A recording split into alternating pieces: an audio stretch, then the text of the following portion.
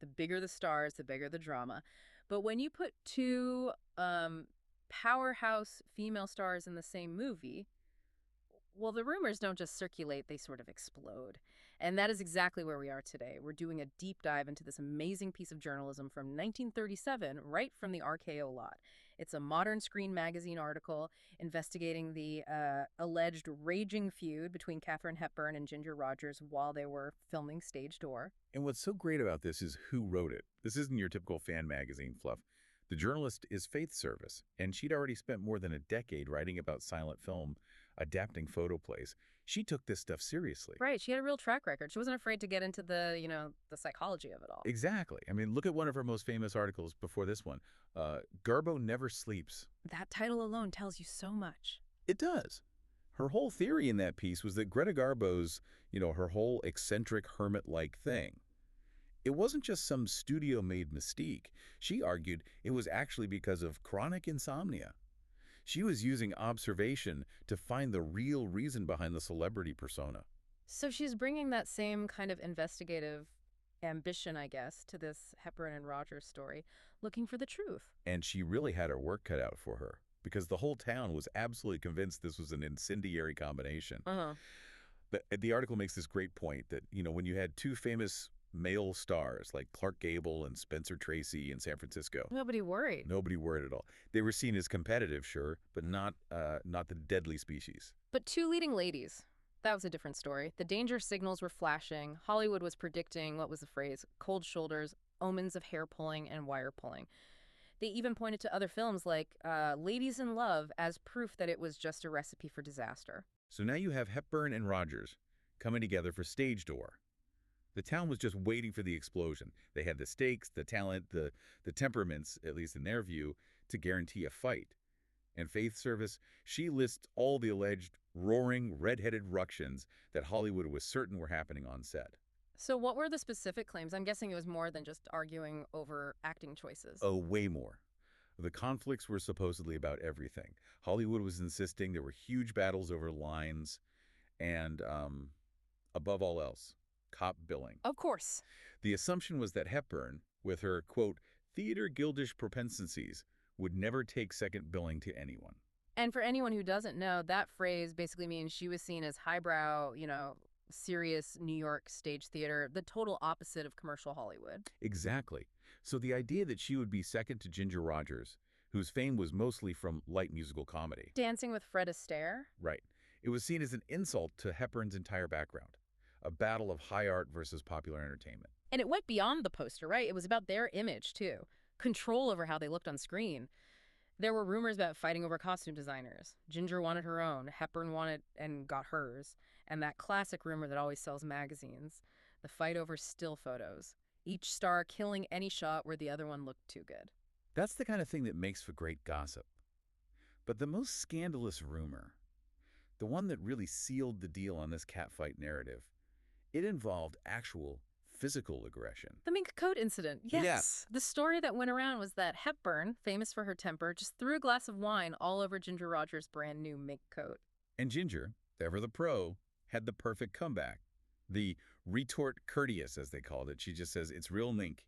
It won't shrink. I mean, that is a killer line. It's an instant classic. It confirms every stereotype you have about Hollywood divas. So that was the legend. But what did Faith Service actually find when she looked into it? And this is why the deep dive matters. The magazine just shuts that whole story down, but also points out how much Hollywood wanted it to be true. The real version, according to her investigation, was, well, it was incredibly boring. Of course it was. Hepburn and a producer were in a meeting on the second floor of a building. An executive threw a little paper cup with a few drops of water in it out the window, and Ginger just happened to be walking by below. Wait, so Hepburn didn't throw it, it wasn't wine, and it wasn't even at her. Correct. But Rogers, seeing a moment, still delivered that perfect line. And the magazine makes it clear that Hollywood would have none of that boring true version. They had their story, and they were sticking to it. And they had built this whole case for why the feud had to be real. It starts with their physical similarities, which were kind of eerie. They were supposedly just too much alike. And in Hollywood, that was always a recipe for disaster with leading ladies. The list is actually pretty stunning. They were both tall. Ginger was an inch taller. They weighed within 1 pound of each other. And their measurements, bust, hip, and waist, were apparently identical. Whoa, hold on. Identical measurements. That's not just a coincidence. That's almost spooky.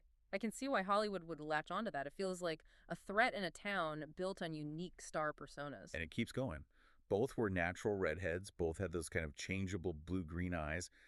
And they were both super athletic. They could ride, swim, dive, dance. Ginger was the tennis player. Hepburn was the golfer. But that same high energy was there in both of them. So the similarities were the fuel. But the article says the differences were seen as even more important, the psychological stuff. This is where Hollywood saw the real clash coming. Two totally different ways of being in the world. It was this perfect contrast. You could almost write it as fiction. On one side, you've got Katherine Hepburn, the fighter.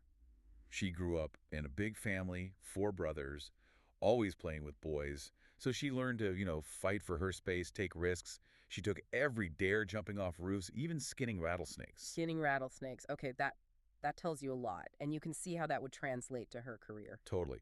The source says her whole career was fighting for every break.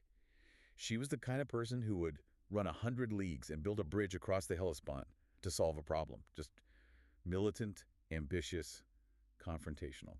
And on the complete other end of the spectrum, you have Ginger Rogers, the watchful waiter. Raised among women, learned to be quiet and disciplined, sitting by her mom's desk while she worked. And that gave her a totally professional philosophy on life.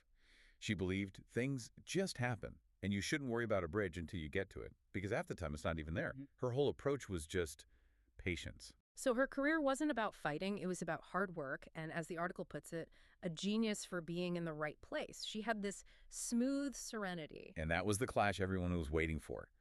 Would Hepburn's aggressive fighting energy just break them both?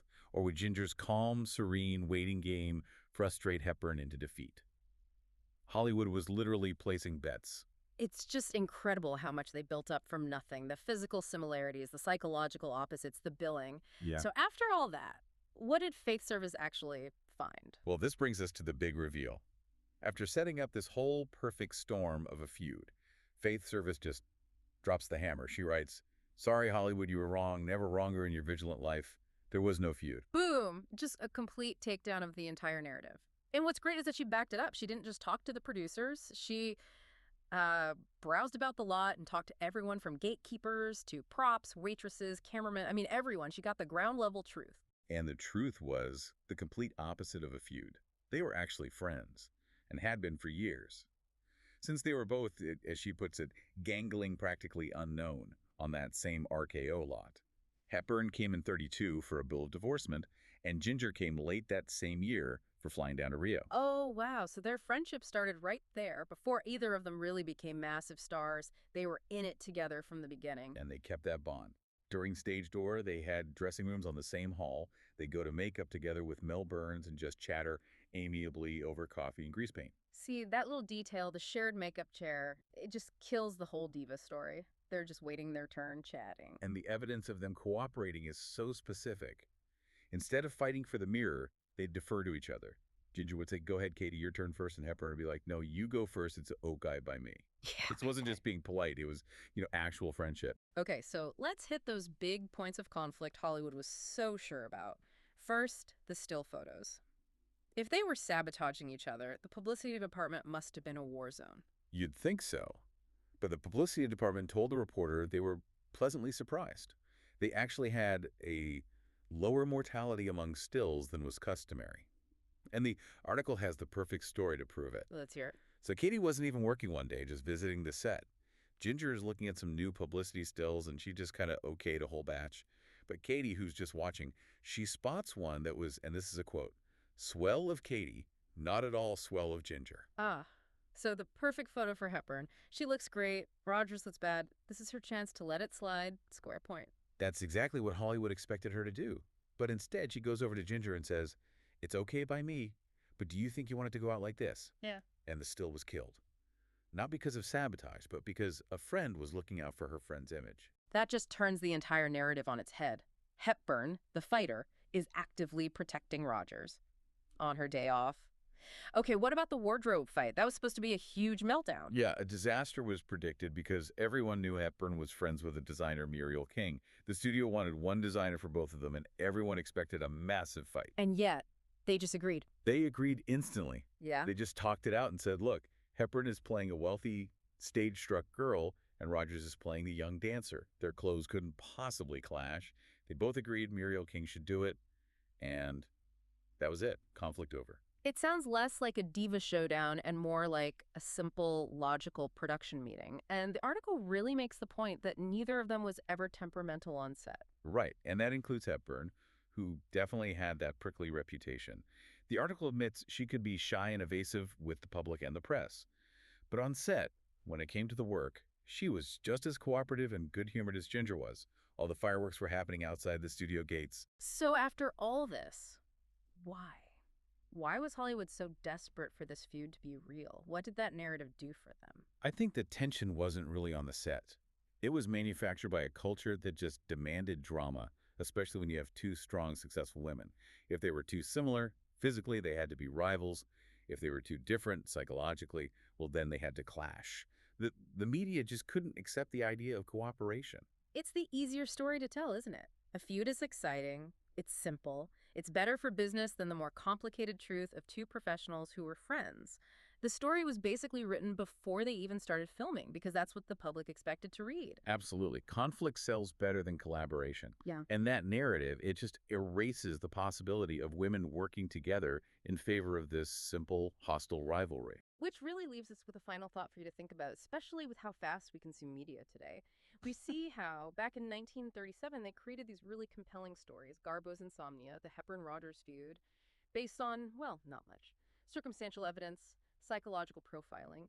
So how often, right now, are we accepting the exciting story of conflict over the less dramatic truth of cooperation?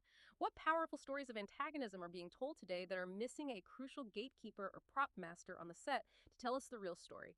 And to reveal that maybe, just maybe, the famous rivals are actually just friends trying to do good work.